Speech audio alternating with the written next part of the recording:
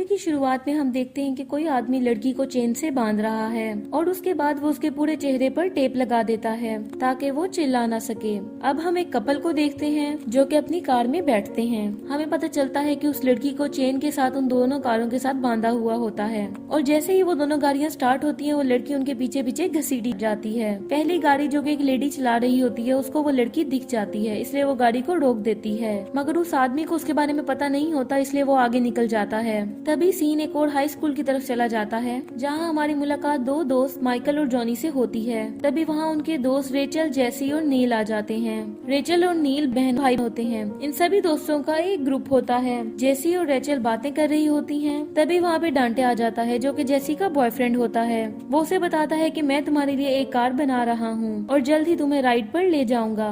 School खत्म होने के बाद सभी लोग अपने अपने घर को जाते हैं और रात को हम नील को देखते हैं जो कि कंप्यूटर पे बैठा वीडियो गेम खेल रहा होता है। तभी उसे एक अननोन यूजर से मैसेज रिसीव होता है जिसमें लिखा होता है कि तुम इस चेन की फर्स्ट लिंक हो, और उसके बाद उसे एक और मैसेज रिसीव होता है जिसमें एक चेन लेटर होता है जिसमें लिखा होता है कि अगर तुमने अगले 24 घंटों में इसे 5 लोगों के साथ शेयर ना किया वरना तुम मारे जाओगे। नील उसे डिलीट करने ही वाला होता है। तभी वहाँ पे उसकी सिस्टर रेचल आ जाती है जो उसे मैसेज डिलीट करने से रोक देती है और कहती है कि हमें रिस्क नहीं लेना चाहिए, इसलिए वो खुद अपने 4 दोस्तों के साथ इसे शेयर कर देती है। लेकिन उसमें 5 दोस्तों को शेयर करने का कहा होता है, इसलिए नील बाद में रेचल के साथ भी इसे शेयर कर देता है। जॉनी चैन लेटर को सबसे पहले देखता है लेकिन वो इसे मजाक समझकर डिलीट कर देता है। जैसे माइकल और डांटे तीनों एक साथ गेम खेल रहे होते हैं तो उन्हें भी वो मैसेज मिलता है। माइकल और जेसी तो इसे फॉरवर्ड कर देते हैं लेकिन डांटे के पास मोबाइल नहीं होता, इसलिए उसको वो लेटर कंप्यूटर पे रिसीव हुआ था जो कि उसके घर पे पड़ा था। दूसरी तरफ हम केविन और जॉनी को देखते हैं जो दोनों जिम में होते हैं। केविन को कोई जरूरी काम होता है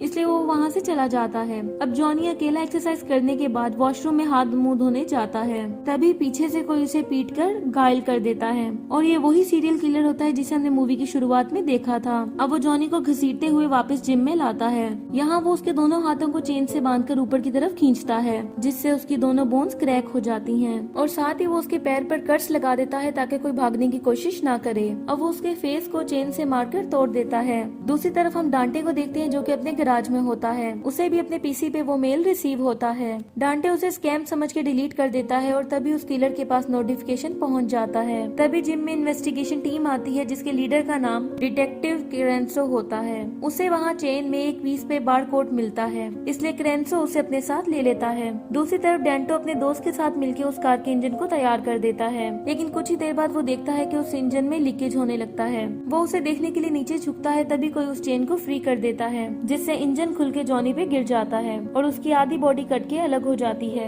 इस घटना को तकरीबन 1 वीक बीत जाता है और हमें पता चलता है कि केविन भी लापता है। इन सब घटना से जेसी को शक होने लगता है कि कोई तो है जो हमें ट्रेस कर रहा है, वरना किलर को कैसे पता चल सकता है कि नेक्स्ट विक्टिम कहाँ पे है।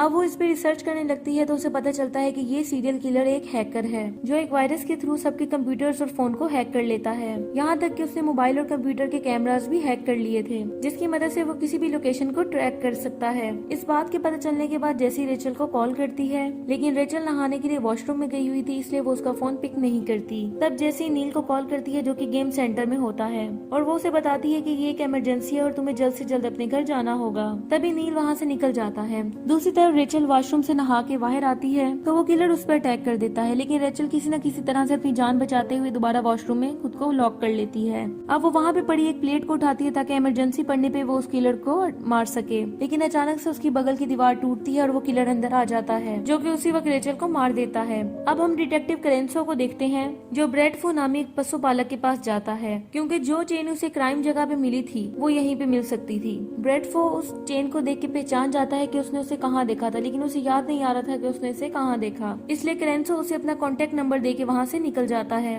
दूसरी तरफ सबको रेचल की मौत की खबर मिलती है तो सब लोग परेशान हो जाते हैं। तभी वहाँ पे डिटेक्टिव क्रेंसो आता है जो कि सबसे सॉरी कहता है क्योंकि पुलिस अभी तक उसी सीरियल किलर को ढूंढने में नाकाम रही है। तभी जैसे उसे बताती है कि हम सब लोग एक कंप्यूटर वायरस के जरिए ट्रैक किए जा रहे हैं और जो लोग मरे उन्हें पहले चेन लेटर रिसीव हुआ था। क्रेंसो उसे चेन लेटर खुद के नंबर पे फॉरवर्ड करने के लिए कहता है ताकि वो उसे खुद जान सके। अब क्रेंसो जेसी से पूछता है कि क्या रेचल का कोई बॉयफ्रेंड था या कोई एनिमी वगैरह। तभी जेसी बताती है कि वो ऑनलाइन डेटिंग पे एक 40 साल के लड़के से चैट करती थी, लेकिन असल में वो उससे कभी भी नहीं मिली थी। नेक्स्ट डे जेसी माइकल और नील से गार्डन में मिलती है और उनको बताती है कि हम सबके मोबाइल फोन और पीसी में एक वायरस है जिसकी मदद से वो किलर हमें हमें ट्रेस कर रहा है। इसलिए मेरे पास एक आइडिया है, अगर हम अपने पुराने पीसी और फोन को यूज करना बंद कर दें तो ये चेन ब्रेक हो जाएगी और लोगों का मरना रुक जाएगा। लेकिन नील ऐसे करने से डरता था। वो कहता है कि मैं लगातार इसे किसी न किसी के साथ शेयर करता रहूंगा क्योंकि मुझे बाकी लोगों की तरह नहीं मरना। तभी माइकल और नील में झगड़ा हो जाता है, लेकिन तब उन्हें दोबारा एक चेन मेल रिसीव होती है, इसलिए वो सभी वहाँ से चले जाते हैं।